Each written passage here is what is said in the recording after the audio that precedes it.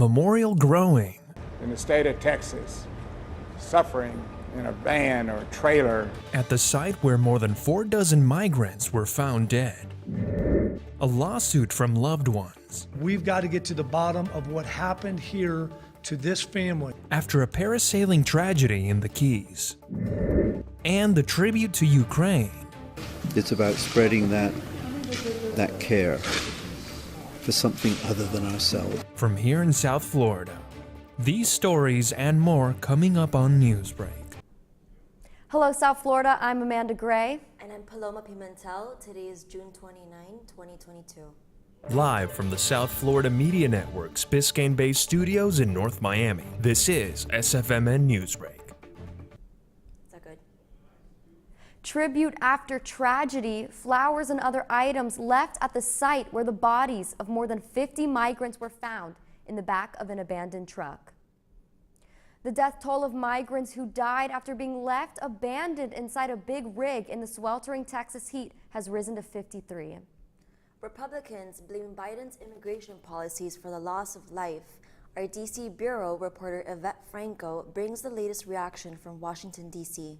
Horrifying and heartbreaking, this is how President Joe Biden described the death of the migrants in Texas. The floor of the trailer, it was just completely covered in bodies. After suffering the worst migrant smuggling crisis in the United States, Texas officials are implementing new tactics to try to prevent another tragedy from unfolding. Strike teams of DPS special agents to conduct surveillance and look for these cloned vehicles, stolen vehicles that are staged along the highways used to smuggle people. Texas governor is pointing the finger at President Biden, claiming the crisis at the U.S. border is growing more chaotic. President Biden was warned in advance that reduced border enforcement would lead to dire consequences. The Border Patrol does not have the resources to be able to inspect all of the trucks.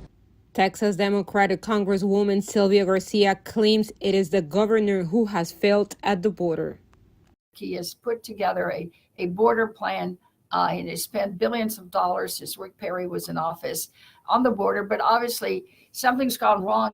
Now, Texas governor says they're waiting for the Supreme Court's decision on whether Biden can terminate the remaining Mexico policy. Texas can take legal action and go to court to hold the president, to hold Secretary Mayorkas and other operatives in the federal government in contempt of court if they fail to live up to that order. The White House said President Joe Biden is planning to meet with the president of Mexico to discuss further on immigration policies. From Washington, D.C., reporting for the South Florida Media Network, Yvette Franco. A historic day as Miami's Ketanji Brown Jackson becomes the first black woman to become a justice on the United States Supreme Court. She will be the 104th associate judge and is standing out in the court's long history of mostly white male justices. Jackson's swearing-in ceremony is happening midday as Justice Stephen Breyer begins his retirement. Before her ceremony, the court is expected to release its final rulings of the session, including 2 big cases involving immigration and environmental policy. A lawsuit is on the books this morning following a tragic parasailing mishap in the Keys. The family, who is from Illinois, is suing a parasailing company after their loved one died in an accident. The Haggard law firm announced on Tuesday that they filed a wrongful death lawsuit on behalf of Supraja Alaparthi's estate, as well as personal injury lawsuits on behalf of her 10-year-old son and 9-year-old nephew.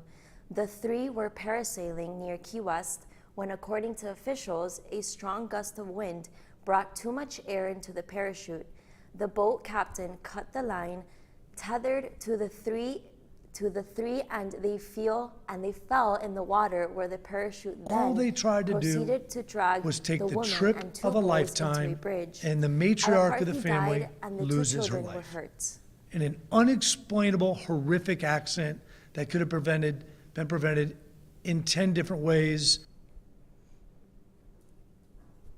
The lawsuit accuses the company, Lighthouse Parasail, of improperly training its workers to check the weather, warn the family of the risks. At 11:59 tonight, several bills passed during the last legislative session in Tallahassee become law. In addition to the state budget, these new laws include a first trimester abortion restriction, school safety, parental rights in education, which critics call the Don't Say Gay law, loud music in vehicles, a public smoking restriction, a family support law named Responsible Fatherhood, a series of tenant protection law named after murdered Flanagan High alumni Maya Marcano, and a person finance education law. A complete jury has been selected in the penalty phase of the murder trial for the gunman in the Parkland school shooting. 9 women and 1 man were chosen to serve as alternates yesterday, a day after 5 women and 7 men were selected to sit on the jury. Marjorie Stoneman Douglas' mass shooter, Nicolas Cruz, will either get life in prison or the death penalty when the sentencing begins next month. A man is facing charges this morning after he's accused of trespassing at former President Donald Trump's Mar-a-Lago estate in Palm Beach. 53-year-old Donald Cleveland was arrested yesterday after the Palm Beach police got a complaint of someone trespassing nearby. The former president lives at the estate but was not home at the time. The Marlins trying to rally for a win in the 9th inning. That's still ahead, and so is the story. The whole concept of the Westchester Cultural Arts Center was to bring the community together, and what better way to raise funds for Ukraine than through the arts? Songs from South Florida sending a message of support to Ukraine. Newsback will be break in 2 minutes.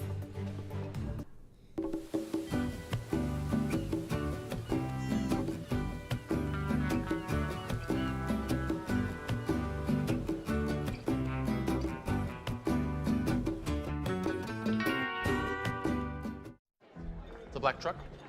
Hey, Christina from accounting. Yeah, hi. Hey, I used to date a girl named Christina. Oh, really? Yeah, and then she dumped me for my best friend. You want to see some photos of them that I took? I don't. I thought we talked about this, buddy. Buzzed and overshared again? Yeah. Yeah. I'm gonna call a car. That's a smart idea. So, yeah, I know, that's why I did it. Hey, you're gonna get back to the top of the mountain. Does that mean I'm gonna get back with Christina? No. Oh. No.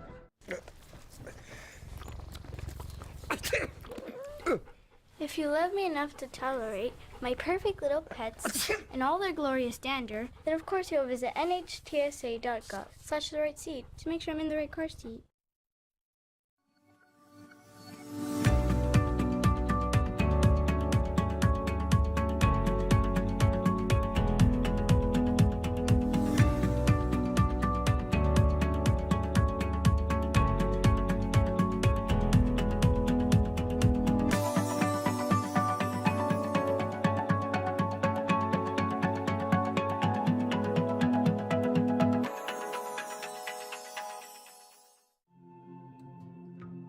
When I was growing up, my mom was extremely tidy.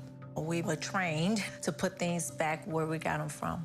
One day, when I walked into my mom's house, I felt like I walked to someone else's house. There was stuff everywhere, and just growing up the way I grew up and to see this transition was very alarming. When Sean talked to me, it was a wake-up call, and that's when I went to the doctor.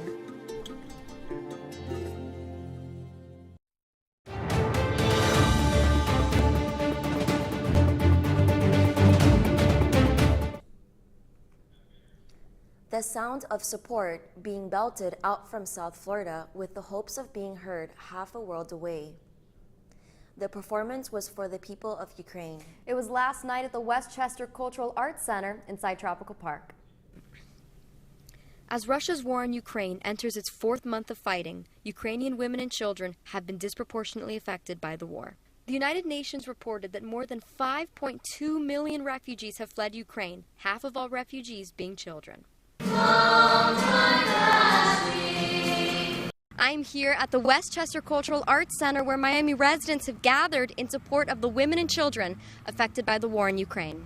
The tribute to Ukraine brings together the FIU Wolfsonian Public Humanities Lab, the Westchester Cultural Arts Center, and the Roxy Theater Group in a night of music, drama, and poetry in support of the Ukrainian Trust Chain. The Ukraine Trust Chain delivers humanitarian aid to Ukrainians in active war zones, and 100% of the donations from this tribute are going to these efforts.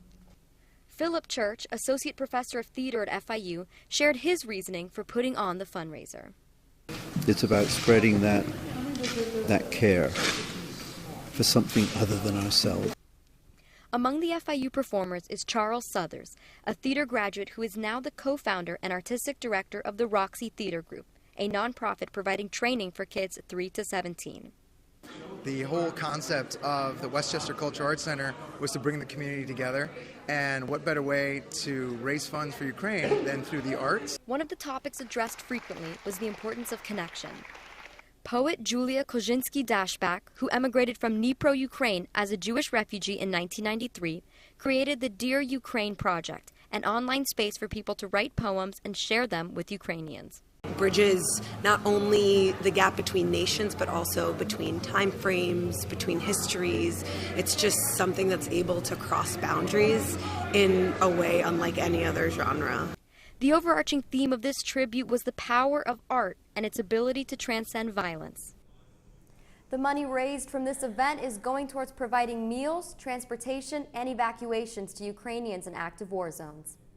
Today, the Miami Marlins celebrate beating the St. Louis Cardinals after losing the previous 2 games in the series. The Fish were back at Busch Stadium looking for redemption. For most of the game, the Fish were down by 1 run until they were able to come back and take over the lead in the final inning of the game. Final score, Miami 4, St. Louis 3. The Marlins have the day off and play in D.C. tomorrow night. That's all the time we have for Newsbreak. I'm Amanda Gray. And I'm Paloma Pimentel. Get more news anytime at sfmn.fiu.edu.